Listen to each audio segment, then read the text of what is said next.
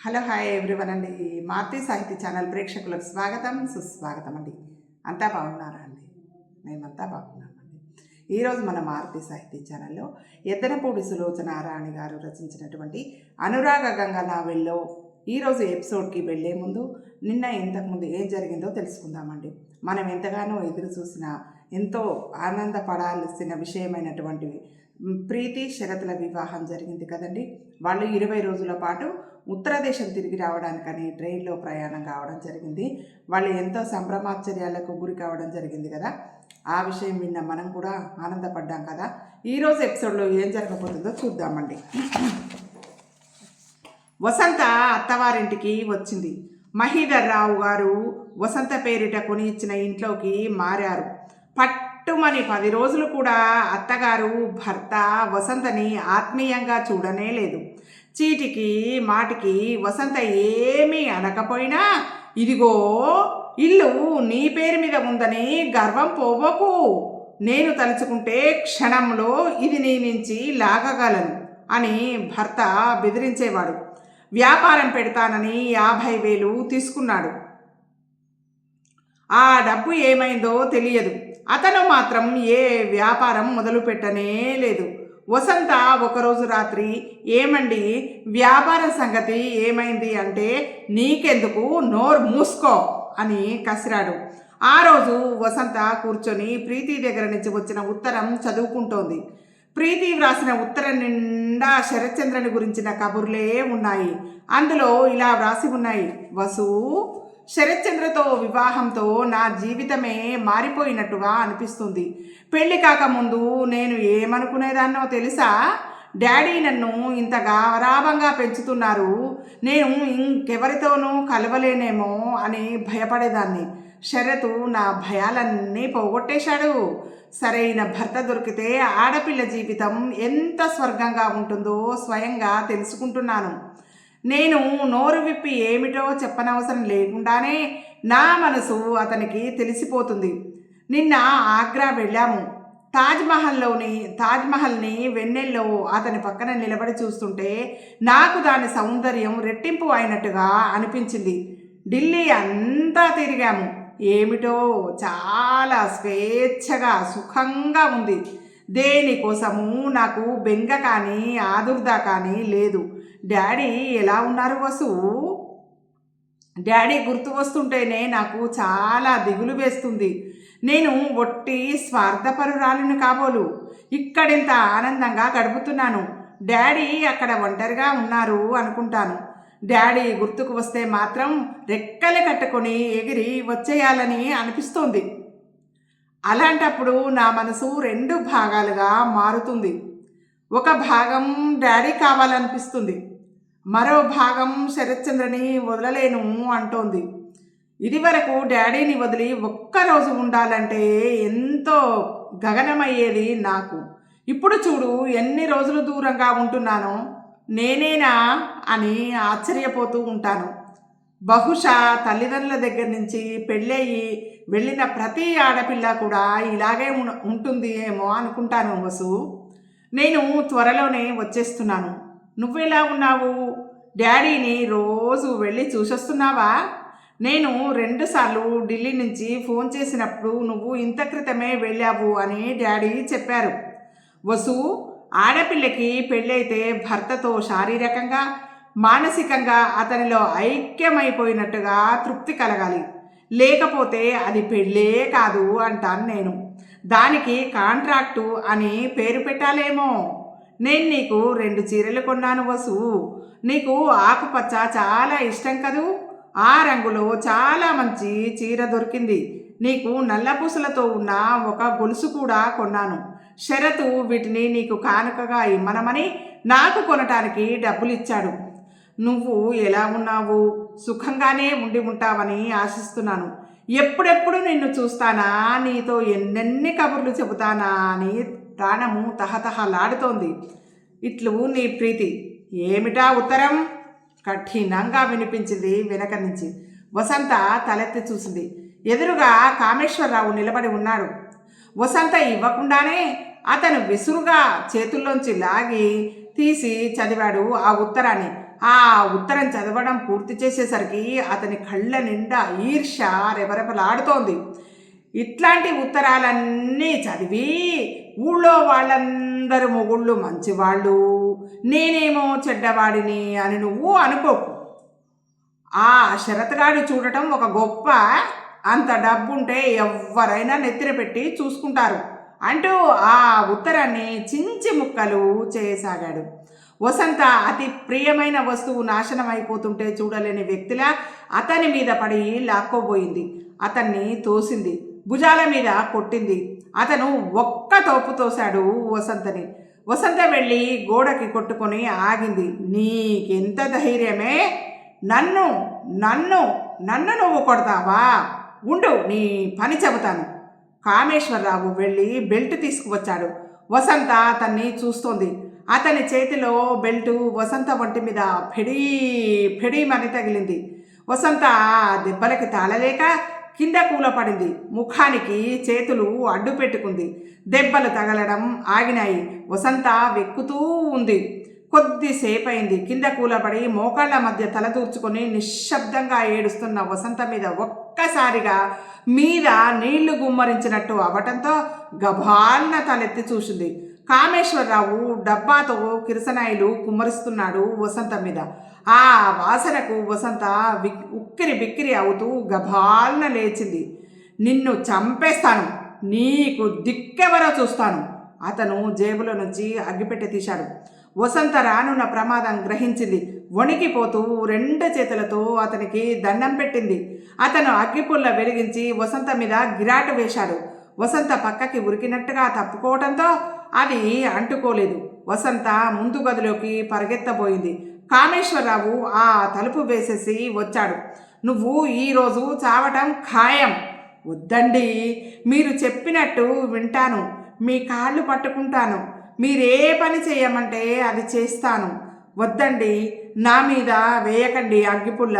ఏవండి, నేను చచ్చిపోతానండి, ఏవండి, నేను చచ్చిపోతానండి ఏడుస్తూ తప్పించుకోసాగింది వసంత. నువ్వు చస్తే ఎవరికి నష్టం? కామేశ్వరరావు అగ్గిపుల్ల ఇంకోటి తీయబోయాడు. అగ్గిపెట్టె ఖాళీగా కనిపించింది. అతను వెళ్ళబోతుండగా ఇంతలో జగదాంబగారు, జగదాంబగారు అంటూ పక్కింటి సుబ్బలక్ష్మి కామేశ్వరరావు వసంత వైపు అంటూ వచ్చింది. పక్కింటి సుబ్బలక్ష్మి కామేశ్వరరావు వసంత వైపు క్రూరంగా చూసి తలుపు తీశాడు. మీ అమ్మ లేరా నాయనా అని అడిగింది సుబ్బలక్ష్మి. లేరండి అన్నాడు. మా కోడలు తలుపు తాళం వేసుకుని సినిమాకి వెళ్ళింది. ఆవిడ గారు వచ్చే వరకు నాకు మీ సోఫాయే గతి. అబ్బా, మైలు దూరం నుంచి నడిచి వచ్చాను, కాసిన్ని మంచినీళ్లు కావాలి, అట్లా దారికి అడ్డంగా నిలబడతామే, కాస్త జరుగు అంటూనే ఆవిడ చొరవగా లోపలికి వచ్చేసింది. అక్కడ వణుకుతూ నిలబడిన వసంతని చూసి ముక్కుపుటాలు అంటే అని ఏదైనా వాసన వచ్చినప్పుడు అంటాం కదండి, అట్లాగా ముక్కుపుటాలు ఎగవీలుస్తూ, అబ్బా ఏమిటా కిరసనాయిలు వాసన, అదేమిటి కింద ఒలికిందా అంది. ఆవిడ వెంటే లోపలికి వచ్చిన కామేశ్వరరావు, కిరసనాయిలు ఒలకలేదండి, వసంత మీద పోసుకొని చస్తానని బెదిరిస్తోంది. ఆవిడ ఈ మాట వినగానే నిర్ఘాంతపోతున్నట్టుగా బుగ్గలు నొక్కుంటూ, అయ్యో అఘాయిత్యం ఎందుకట అంది. ఆవిడ గారి భర్త నచ్చటం లేదట. ఇంతలో జగదాంబ బయట నుంచి వచ్చింది. ఆవిడకి సుబ్బలక్ష్మి ఈ వార్త చెబుతూ, హౌరా ఎంత పిదపకాలం, మా ఆయనకి గూని మెల్లెకన్ను ఉండేది, అయితేనే నేను చచ్చే వరకు కాపురం చేశాను, 6 పిల్లల్ని కన్నాను అంది. బాగుంది, సమయానికి మీరు వచ్చారు కాబట్టి తెలిసిపోయింది, లేకపోతే గిట్టక మేమేదో ఏదో అఘాయిత్యం చేశామని అనుకోరటండి అంది జగదాంబ. ఎందుకు అనుకోరమ్మా, బాగా అనుకుంటారు, మా కోడలు నన్ను యాగి చేయటంలే అంది సుబ్బలక్ష్మి. ఏమే ఇంకా గుడ్లు పెట్టుకొని అలా చూస్తావేంటి, స్నానం చేసిరాప అంది జగదాంబ. వసంత బాత్రూంలోకి వెళ్ళింది. లోపలికి వెళ్ళి గడియ పెట్టుకున్న వసంత ఇంకా నిశ్చేష్టురాలైనట్టు అలాగే నిలబడింది. అంతే కదండి, జరిగిందేమో ఆమె పైననే అఘాయిత్యం, కానీ ఆమె అఘాయిత్యం చేసుకుంటానని దాన్ని మార్చి చెప్పటం వల్ల ఒక్కసారి నిర్ఘాంతపోయింది వసంత. వసంత కళ్ళ ముందు తన శరీరమే నిలువున మంటలలో కాలుతున్న దృశ్యం కనిపిస్తుంది. త్రుటిలో ఎంత ప్రమాదం తప్పింది.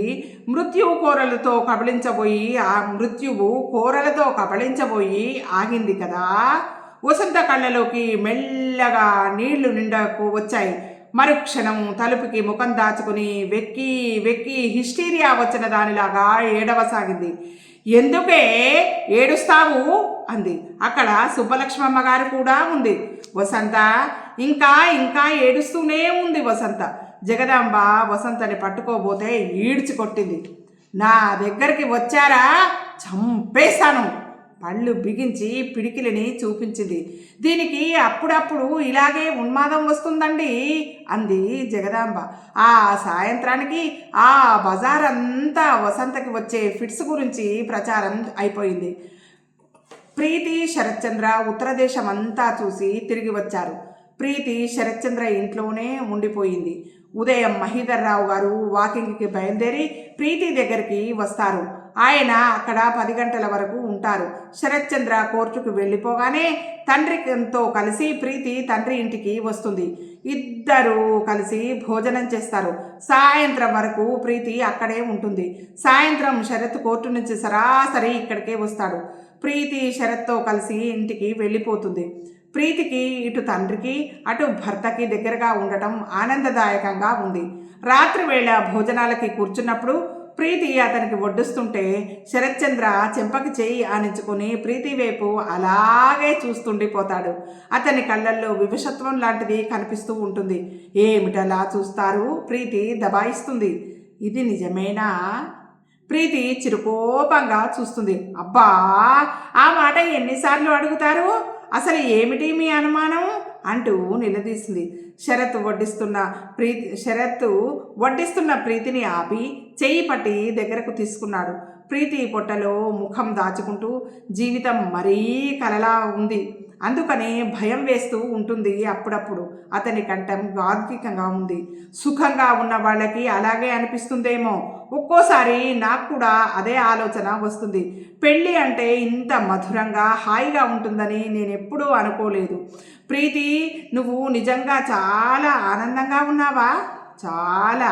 దేనికి లోటు అనిపించటం లేదు కదూ? చిన్నప్పుడు నేను చాలా కష్టపడ్డాను. ఎంతో ఓర్మి అంటే ఓపిక, ఎంతో ఓర్మితో ఆ బాధలు భరించాను.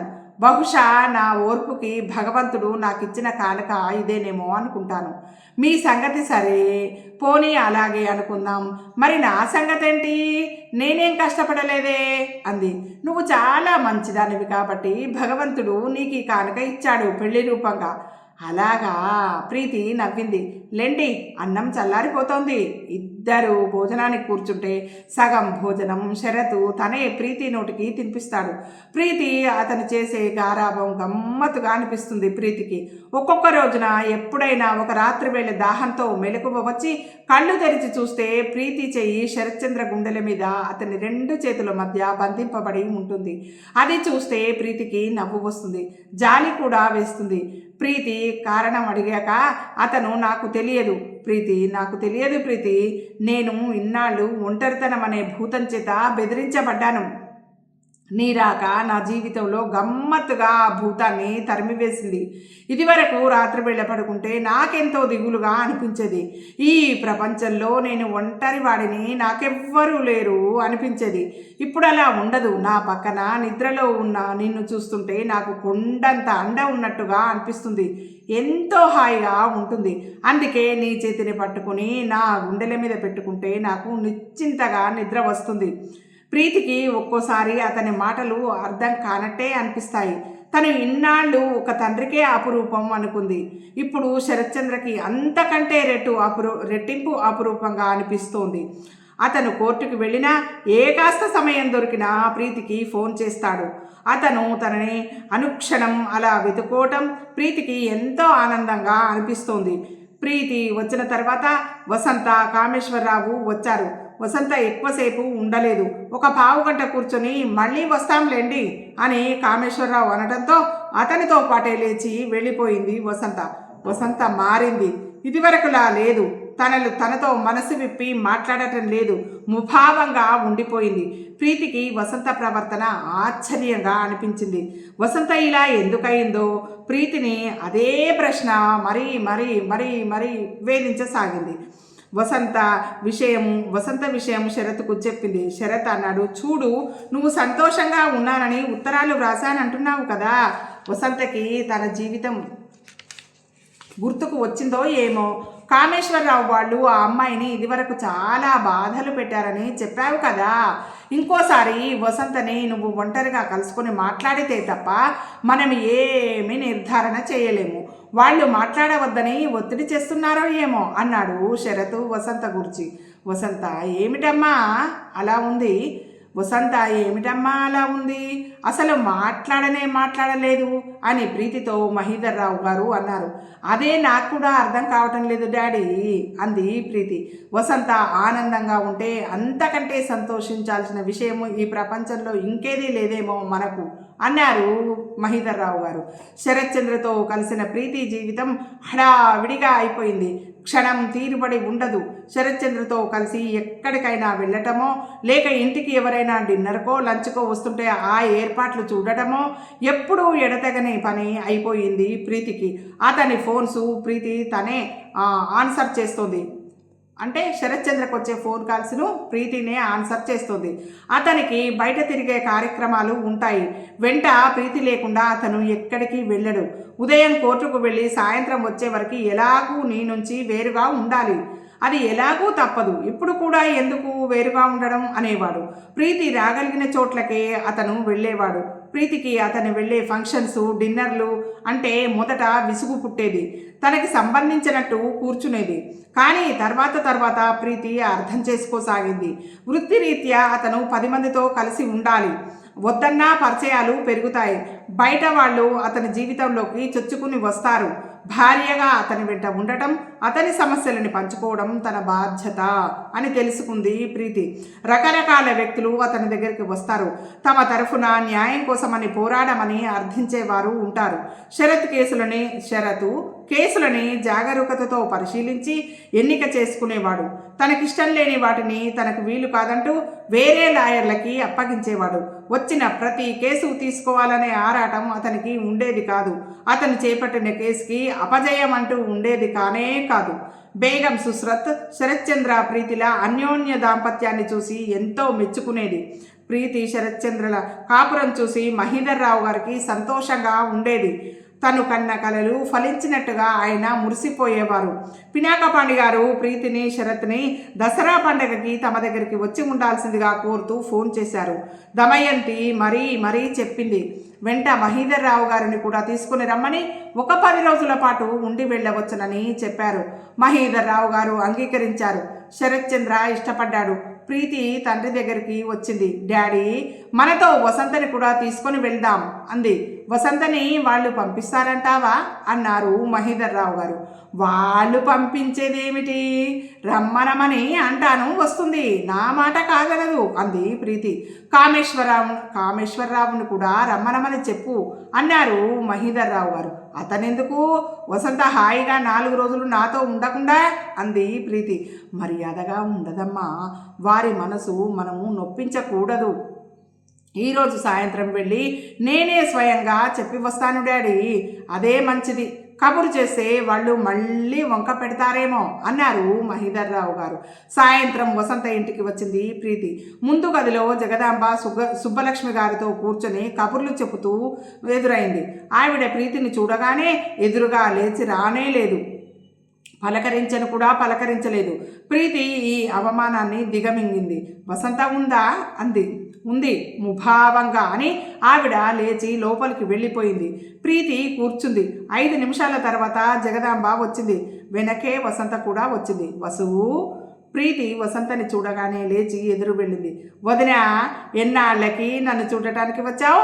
కూర్చో అంది వసంత. వసు, మెడ్రాస్ వెళ్తున్నాం. నిన్ను కామేశ్వరరావుని తీసుకుని వెళ్దామని నాన్న అన్నారు. అడగడానికి నన్ను పంపించారు. ఎల్లుండే ప్రయాణం. బట్టలు సర్దుకుని రెడీగా ఉండు. కామేశ్వరరావు ఎక్కడా? లేరు, బజారుకి వెళ్ళారు. రెడీ అవుతావుగా అంది ప్రీతి. వసంత తలదించుకుంది. ఆయనని అడుగుతాను. ఏయ్, అడగటం గిడగటం ఏం లేదు. నువ్వు వస్తున్నావు సరేనా అంది ప్రీతి. ప్రీతి ఇదివరకు వసంత నుంచి తనకి కావలసిన పని ఉంటే అలాగే జబర్దస్తిగా అడిగేది. వసంత మాట్లాడలేదు. జగదాంబ సుబ్బలక్ష్మి మాటలు ఆపి నిశ్శబ్దంగా ప్రీతి వసంత వాళ్ళ వైపే చూస్తూ ఉన్నారు. వాళ్ల చూపులు ప్రీతికి చిరాకు కలిగించాయి. నమిలి మింగేటట్టు ఏమిటా చూపులు అనిపించింది. నేను వెళ్ళనా మరి అంది ప్రీతి. కాసేపు కూర్చో, కాఫీ కలిపి తెస్తాను. ప్రీతి టైం చూసుకుంది. వద్దు, శరత్ కోర్టు నుంచి వచ్చే వేళ అయింది. తను వచ్చేసరికి నేను ఇంటి దగ్గర లేకపోతే అలుగుతారు. నేను మళ్ళీ వస్తానులే. ప్రీతి వెళ్ళబోతూ ఆగి వెనక్కి తిరిగి చూపుడు వెళ్ళి చూపిస్తూ, వసు, నువ్వు మెడ్రాసు వస్తున్నావు తెలుసా అంది. రాకపోతే అంది వసంత. జన్మలో నీతో మాట్లాడను, నీ ముఖం చూడను, జాగ్రత్త మరి బెదిరింపుగా అంది. అలా అనకు, నేను వస్తానులే అంది వసంత. అది అలా ఉండాలి జవాబు. ప్రీతి నవ్వింది. ప్రీతి వెనకే వసంత కారు దగ్గరికి వెళ్తుంటే జగదాంబ వెనక నుంచి కేక పెట్టి పిలిచింది. నువ్వెక్కడికే? అవతల స్టవ్ మీద పాలు మరిగిపోతున్నాయి. ఆ కంఠం ఆజ్ఞాపించినట్టుగా ఉంది. గుమ్మం దాటబోతున్న వసంత ఆ కంఠం వినగానే కొంగుపట్టి లాగినట్టే ఆగిపోయింది. పాపం వసంత ప్రీతి వెంట కారు వరకు వెళ్ళలేదు. ఇది ఈరోజు ఎపిసోడ్ అండి. ఈ ఎపిసోడ్ మీకు నచ్చినట్టయితే లైక్ చేయండి, షేర్ చేయండి. మన మార్తి సాహితీ ఛానల్ని సబ్స్క్రైబ్ చేయండి. మీ అందరి ఆశీస్సులు, ప్రేమ, ఆదరాభిమానాలు మన మార్తి సాహితీ ఛానల్కి ఎల్లవెళ్ళలా ఉండాలని మనస్ఫూర్తిగా కోరుకుంటున్నానండి. మనందరం ఆనందంగా, ఆరోగ్యంగా, సుఖంగా, సంతోషంగా ఉండాలని మనస్ఫూర్తిగా ఎల్లవెళ్ళలా కోరుకునే మీ మార్తి సాహితీ ఛానల్ అండి. రేపటి ఎపిసోడ్లో మళ్ళీ కలుసుకుంటానండి. ఉంటానండి.